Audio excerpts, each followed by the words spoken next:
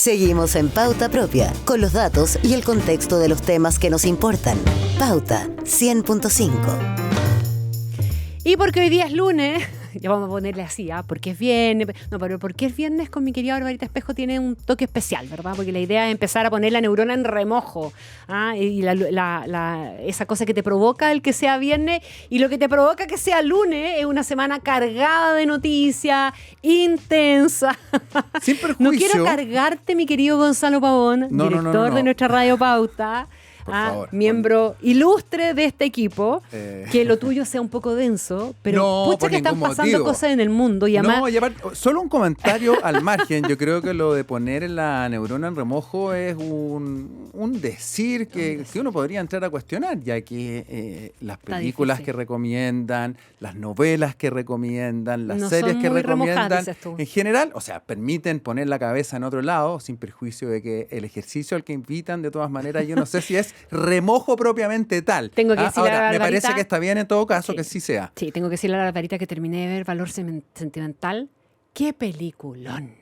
Ya, se acabó la pausa. Se acabó la pausa, exactamente. Decidimos hablar hoy día, porque hablamos de Estados Unidos, hablamos de Cuba, hablamos de Irán, hablemos de los riesgos para el 2026, que están enlistados, ¿verdad? Este fin de semana circularon hartas listas de los mayores riesgos para este 2026.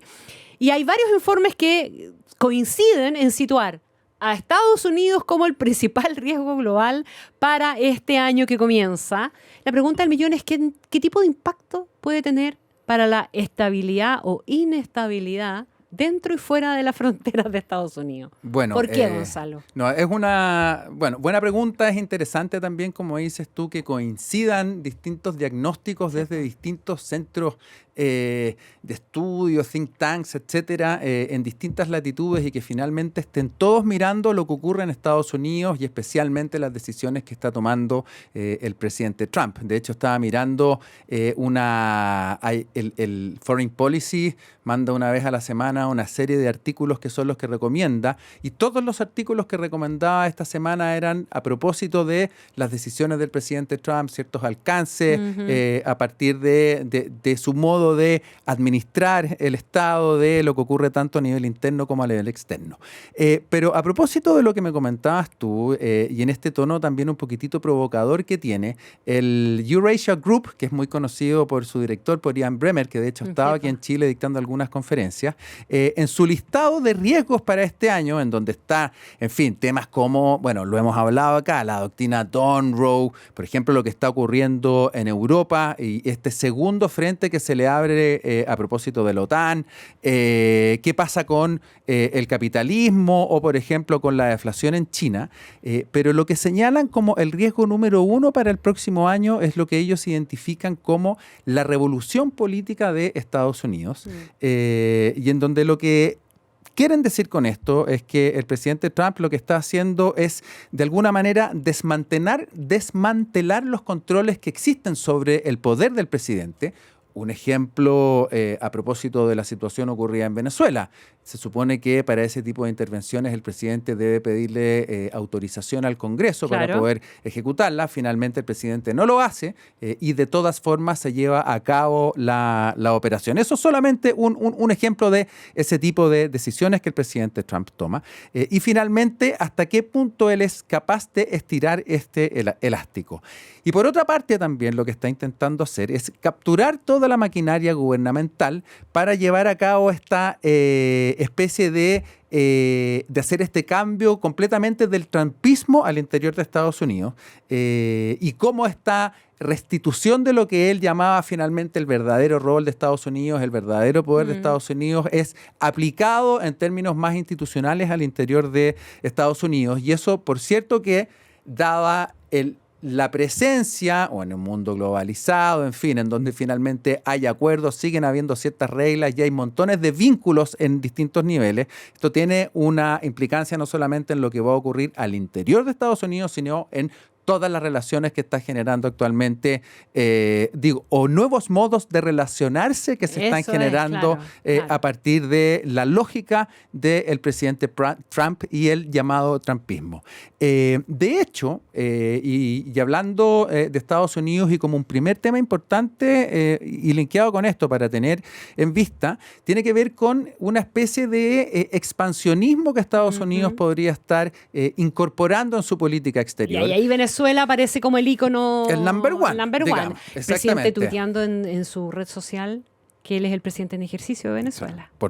Por decir algo, o sea, no sé, bueno, es que vamos a ceñirnos a los hechos, porque yo creo que cuando uno entra ya a opinar y a agregar ciertos adjetivos, es que a veces no es ni necesario. Claro, la conversación se va a ir rápidamente a otro lado y puede ser que no concluyamos con la promesa, digamos. Pero esto tiene que ver, por ejemplo, como decías tú, con la situación de Venezuela, lo mismo que señaló a propósito de México y los carteles, en donde él en algún momento llegó a decir vamos a invadir por tierra, dado que los carteles tienen tomado el territorio en México, o lo mismo incluso que ocurrió en Nigeria poco antes del fin del año pasado con el bombardeo, ¿no es cierto?, para defender a ciertas zonas cristianas del ataque de algunas tribus de grupos yihadistas, ¿no es cierto? Hacerse de Groenlandia. Sentarse a esperar que Cuba cambie de régimen porque se está cayendo solo, en el fondo. No descarto de intervención porque Cuba no necesita que nadie intervenga o está cayendo solo. Claro. O cómo hacer finalmente para que empujar, dar ese último golpe para que termine cayéndose el castillo de naipes. O lo mismo, la misma advertencia que hizo respecto de Colombia, o incluso la relación que está generando con la OTAN, y esto vinculado también a la guerra en Rusia, en fin, y al propio rol de Estados Unidos en los distintos organismos multilaterales presentes en todo el mundo, de los cuales ya se ha retirado. La semana pasada anunció el retiro de más de 60 de estas organizaciones, y en donde en ese sentido se está reconfigurando el esquema.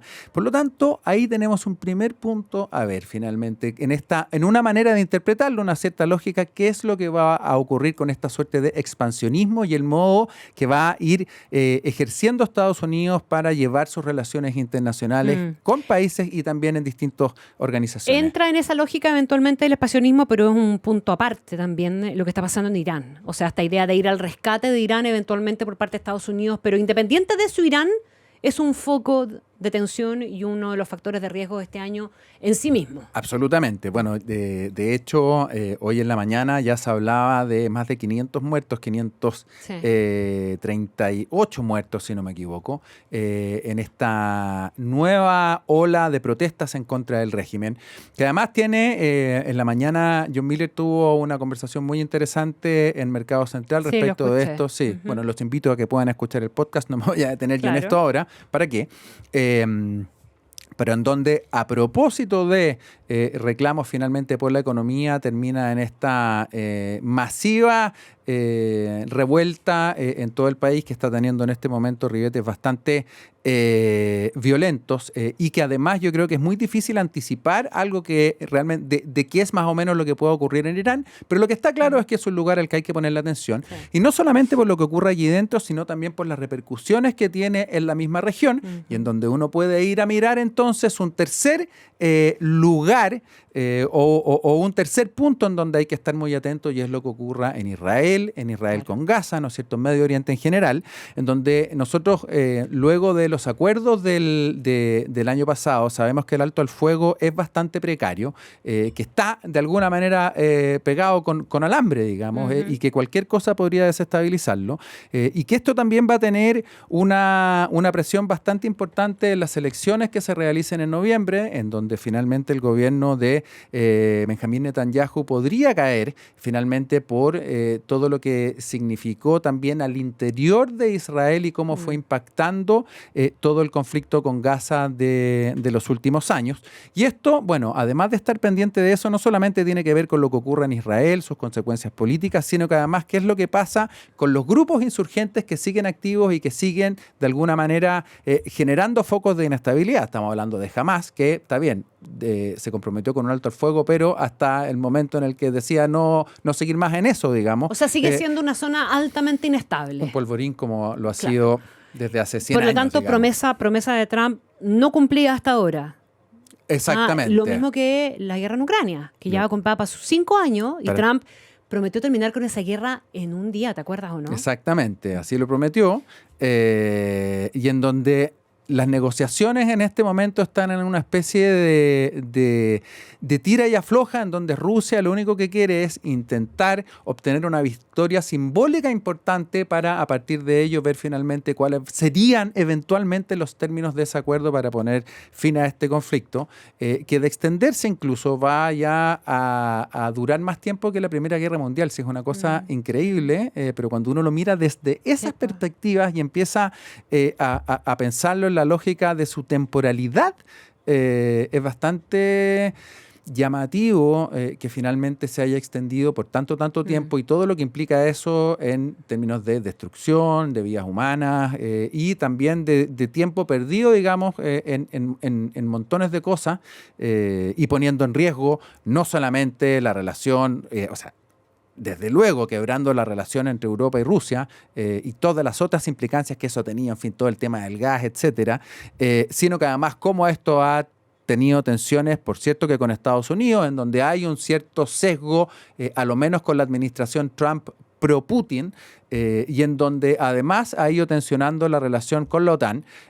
Y finalmente una de las preguntas que es de los puntos clave de este eventual acuerdo o no acuerdo es si finalmente Ucrania va a pasar a formar parte de esta organización.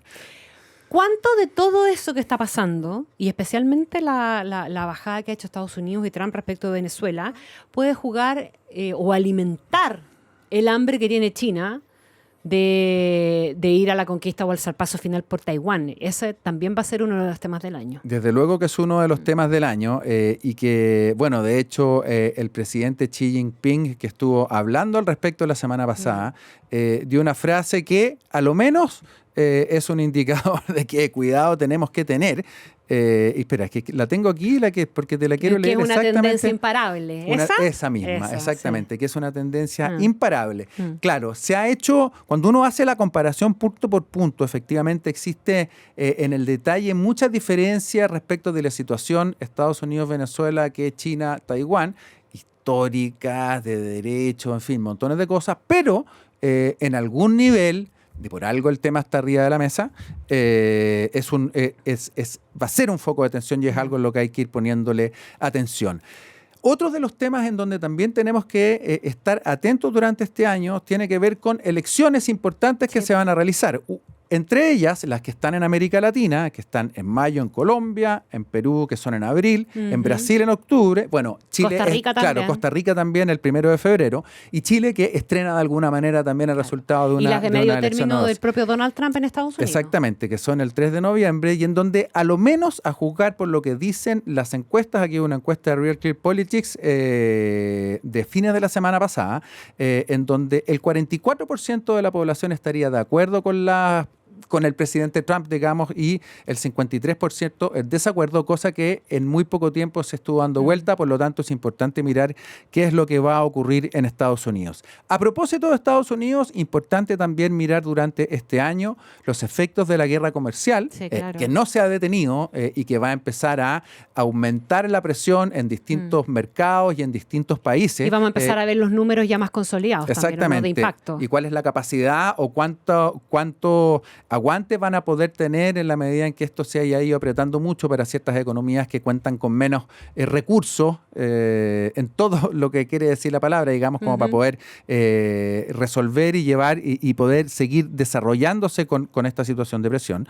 Y finalmente, dos puntos más que son muy importantes para tener en consideración. Uno de ellos es un eventual resurgimiento del terrorismo. Lo que ocurrió a fines del año pasado en Australia es una señal de alerta de que finalmente células vinculadas a ISIS u otras agrupaciones terroristas puedan despertar y golpear donde medio te lo espera. Y donde nadie se lo espera, exactamente.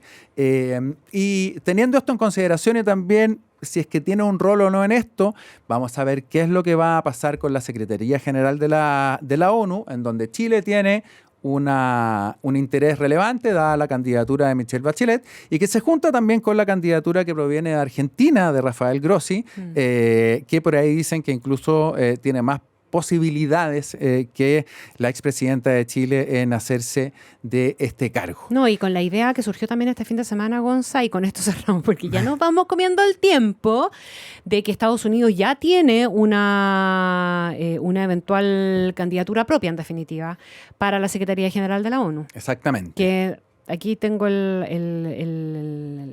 dato, pero mira, hagamos una cosa, vamos a profundizar en ese tema después, pero que no es, por de pronto no sería la opción de Chile, No, pero claro. tampoco sería la opción de Grossi en Argentina.